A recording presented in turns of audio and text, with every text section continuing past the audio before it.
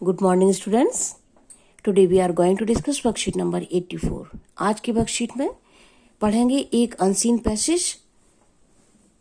On the basis of your understanding of the passage answer the questions that follow.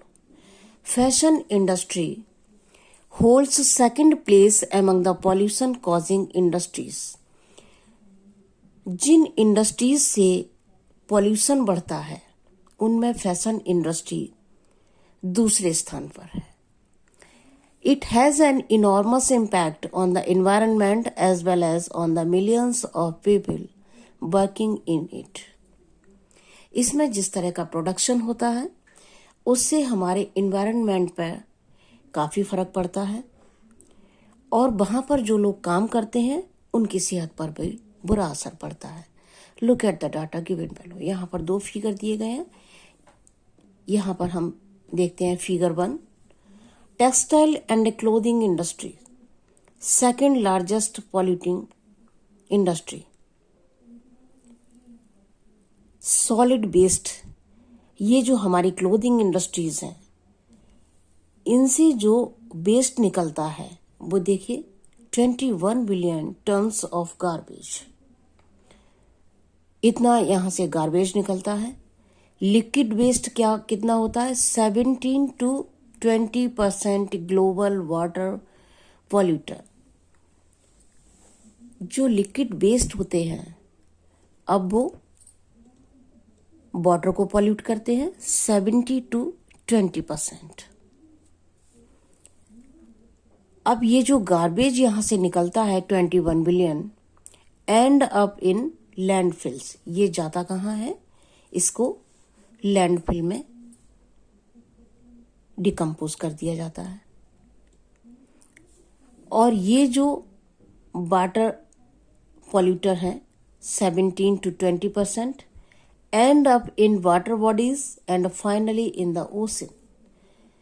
अगर किसी city के आसपास कोई रिवर है, जैसे दिल्ली में यमुना है, ज़्यादातर इंडस्ट्रीज का जो वेस्ट होता है वो यमुना में बहा दिया जाता है। इसी तरह से और भी किसी सिटी से अगर कोई इसी तरह से रिवर लगी हुई है तो ज़्यादातर वेस्ट उसी में जो है कर दिया जाता है और वो फाइनली जाके ओशन में मिल जाता है। Produce methane. अब ये जो लैंडफिल है जहाँ पर हमने वेस्ट जो दबाते रहते हैं अंदर, उससे क्या होता है? Produce methane, a powerful greenhouse gas, a major contributor in global warming. और ये रीज़न है हमारा ग्लोबल वार्मिंग में ये 10% ग्लोबल कार्बन एमिशन। और जो वाटर बॉडीज में जाता है pollutants, harm human beings and existing biodiversity. समुद्र में जो भी रहने वाले जीव जंतु हैं उनको हार्म पहुंचाता है और ह्यूमंस को भी हार्म पहुंचाता है। तो ये है हमारा फिगर 1। अब एक और फिगर है यहाँ पर। Share of clothing waste per year. एक साल में जो क्लोथिंग इंडस्ट्रीज से वेस्ट निकलता है उसका यहाँ पर एक ग्राफ दिया गया है। इसको देख लेते हैं जरा। 57% जो वेस्ट, टोटल वेस्ट जो निकलता है उसका 57% वो लैंडफिल में चला जाता है। रिसाइकलिंग 10% को रिसाइकिल कर लिया जाता है, उसको हम किसी तरह से करके वापस यूज कर लेते हैं। 8% रीयूज हो जाता है और इंसिनरेशन 25%, इसको हम किसी तरह से जला के या किसी तरह से डिस्ट्रॉय कर देते हैं।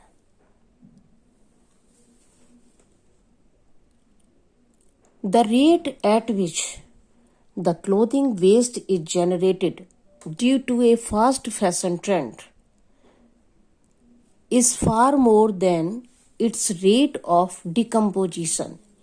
जिस तरह से फैशन इंडस्ट्रीज में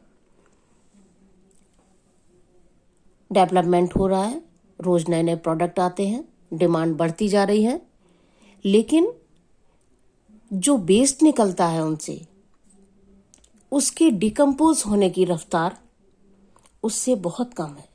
जितना वेस्ट निकल रहा है और जो डिकम्पोज हो रहा है, उन दोनों में काफी चेंज है। वेस्ट निकल ज्यादा रहा है और डिकम्पोज बहुत धीमी गति से होता है, तो वहां पर ये प्रॉब्लम आ रही है। Millions of tons of clothing waste is dumped in landfills. बहुत सारा वेस्ट लैंडफिल में डंप कर दिया जाता है। The organic cotton fabrics may take between 1 to 5 months to fully biodegrade. जो कॉटन फैब्रिक होता है, ऑर्गेनिक कॉटन फैब्रिक होता है, इसको करीब 5 मंथ लगते हैं बायोडिग्रेड होने में, but the waste generated is a mixture of natural as well as synthetic fibre with 20 to 200 years of decomposition time. जो सिंथेटिक फाइबर का वेस्ट होता है उसको डिकम्पोज होने में बहुत ज़्यादा टाइम लगता है, with 20 to 200 years. A viable solution to this problem may be the adoption of every technique resulting in lower waste generation. कोई ऐसी टेक्निक होनी चाहिए कि जो प्रोडक्शन हम कर रहे हैं उसमें वेस्ट न निकले।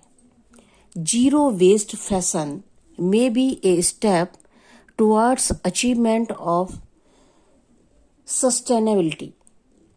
ए zero waste policy must be adopted to identify inefficiency in the use of inputs like raw material, power and workforce. अब देखते हैं questions. Fashion industry has a severe impact on environment due to its contribution in increasing pollution.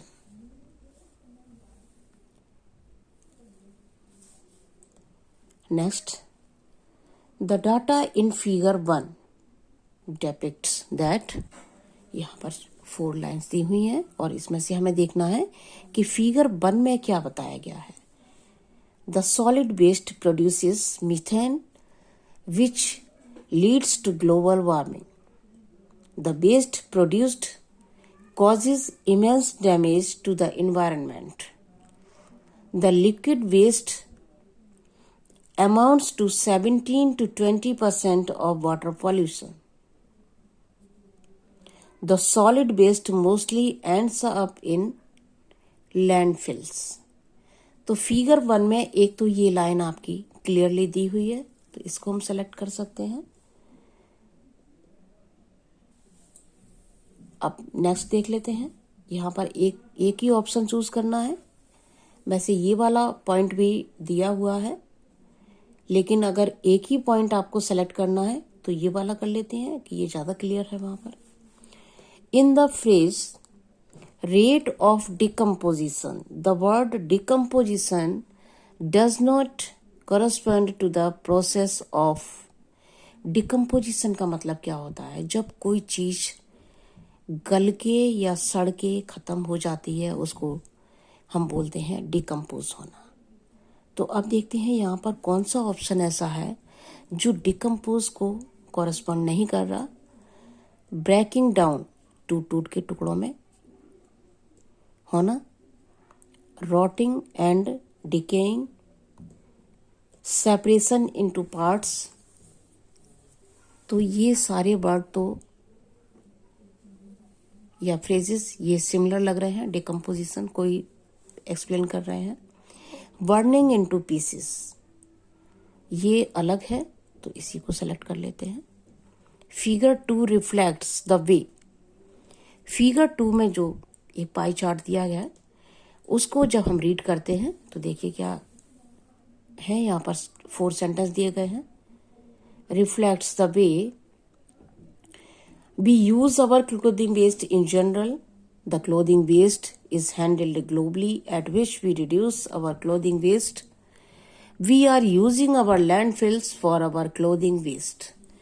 Pie chart में हम लोगों ने देखा जो landfill में वेस्ट हमारा दिया जाता है वो सबसे बड़ा पोर्शन है, और सबसे ज़्यादा वेस्ट जो हमारा फैशन इंडस्ट्री से, क्लोथिंग इंडस्ट्री से निकलता है वो लैंडफिल में ही डिकम्पोज किया जाता है. A sustainable solution to this grim problem could be. अब प्रॉब्लम का सॉल्यूशन क्या हो सकता है?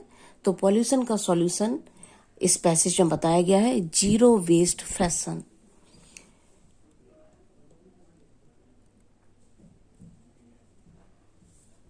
इंडस्ट्री जो फैशन से रिलेटेड इंडस्ट्रीज हैं, क्लोथिंग से रिलेटेड इंडस्ट्रीज हैं, उनका इस तरह से प्रोडक्शन हो कि उसमें वेस्ट ना निकले कुछ भी. तो इस पॉलिसी पर अगर हम काम करते हैं, प्रोडक्शन होता है, तो ये हमारे इन्वायरमेंट को कोई भी नुकसान नहीं होगा. और ये वर्कशीट आपकी कंप्लीट हो गई है. So thank you so much.